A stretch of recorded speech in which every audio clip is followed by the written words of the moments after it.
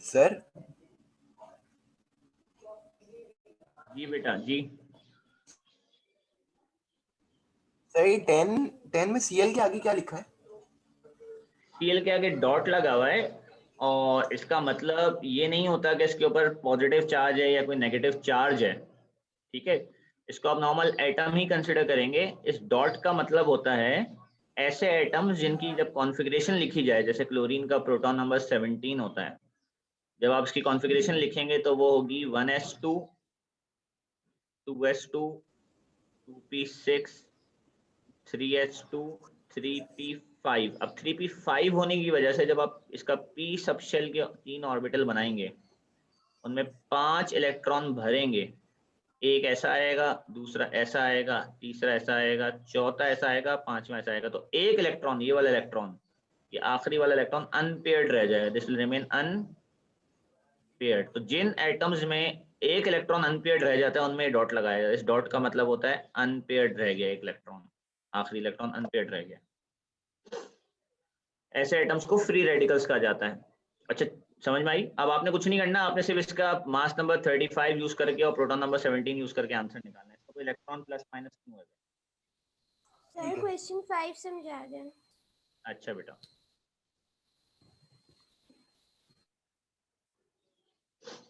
Question 5 में उसने कहा है कि डेल्टन ने एक एटॉमिक थ्योरी दी थी 1808 में, और ये उसके कुछ पॉइंट्स हैं, मतलब चारों पॉइंट्स उसकी थ्योरी के हैं।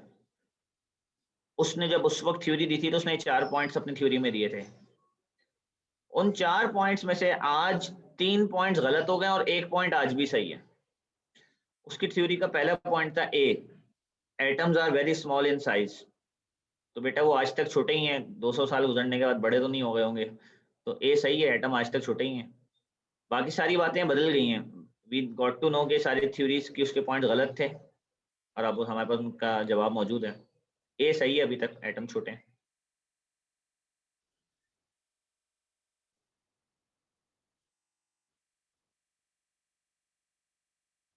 सर इसका डी क्यों नहीं हो सकता वैसे?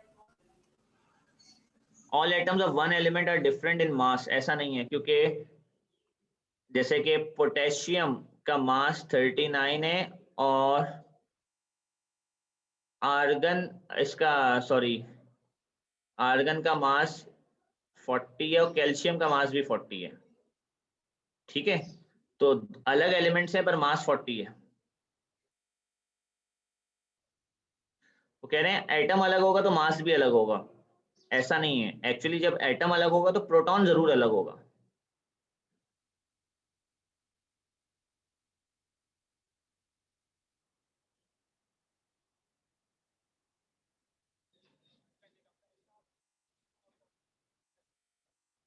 ठीक है,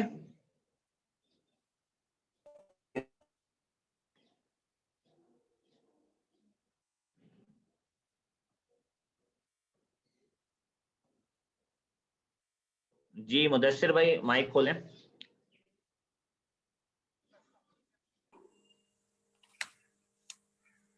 जी सर। जी मुदस्सिर भाई। जी सर, सर 11 समझा दें।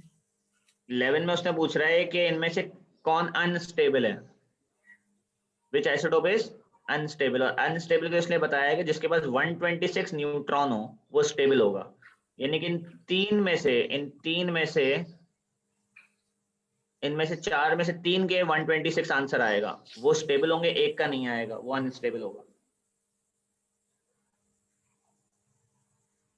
सही है सर।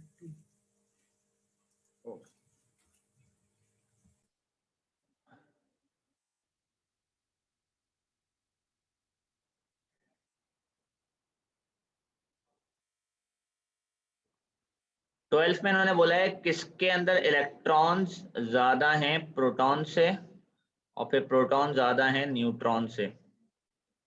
ठीक है बेटा, अनस भाई जरा माइक अनम्यूट करें। जी सर। जब इलेक्ट्रॉन ज्यादा हो जाते हैं प्रोटॉन से तो कैसा चार्ज आ जाता है? नेगेटिव। तो इनमें से किसको सॉल्व नहीं करना चाहिए?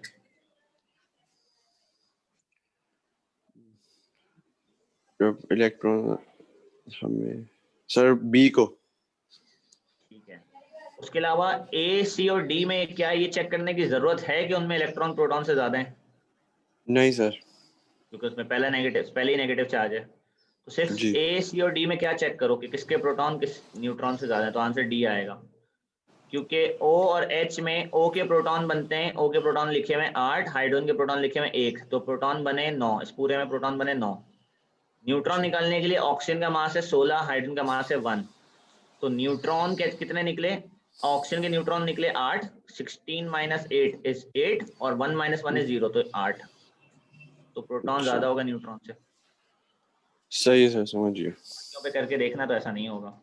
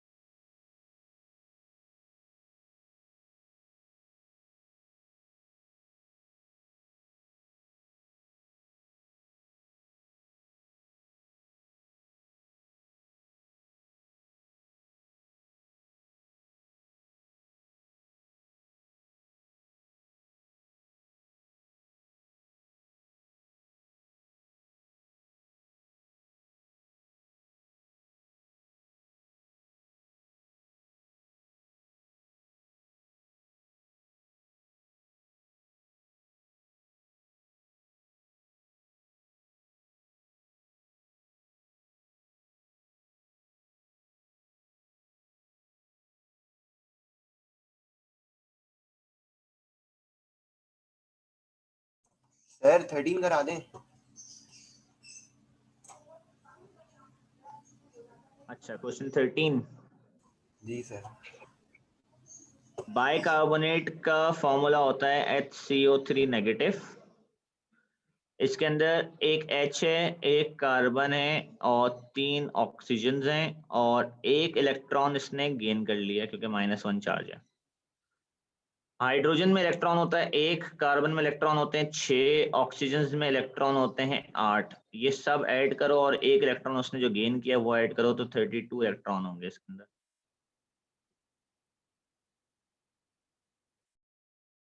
ठीक है सर।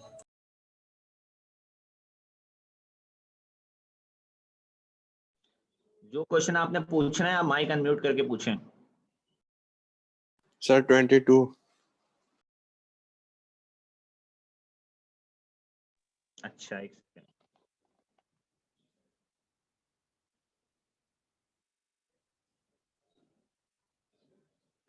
ट्वेंटी टू में उसने आपसे कहा है कि एक उसने आपको ना एग्जाम्पल दी है कि जब यूरेनियम के ऊपर न्यूट्रॉन ऐड किया जाए, यूरेनियम में न्यूट्रॉन ऐड किया जाए, तो बेटा ये बताओ कि अगर न्यूट्रॉन ऐड करोगे तो यूरेनियम में क्या फर्क पड़ेगा? सर उसका न्यूट्रॉन बढ़ जाएगा। तो मास नंबर क्या हो जाएगा?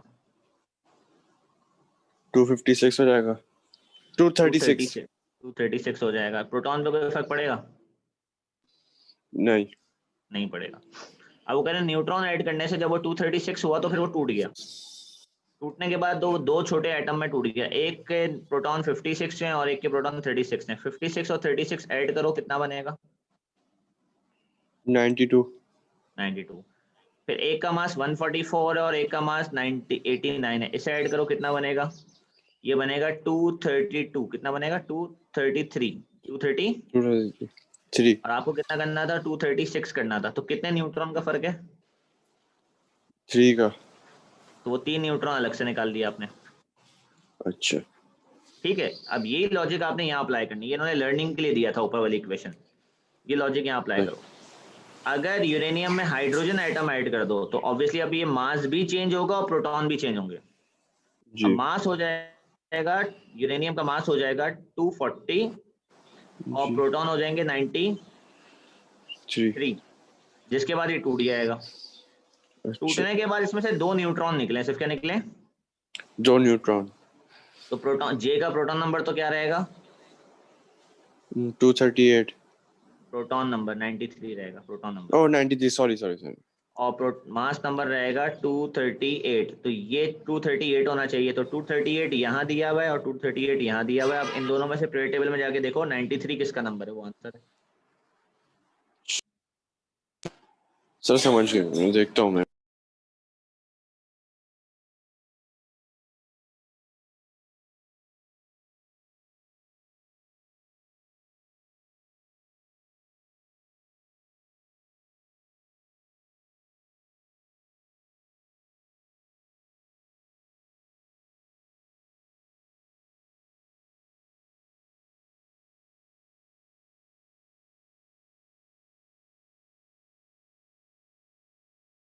सर एक है।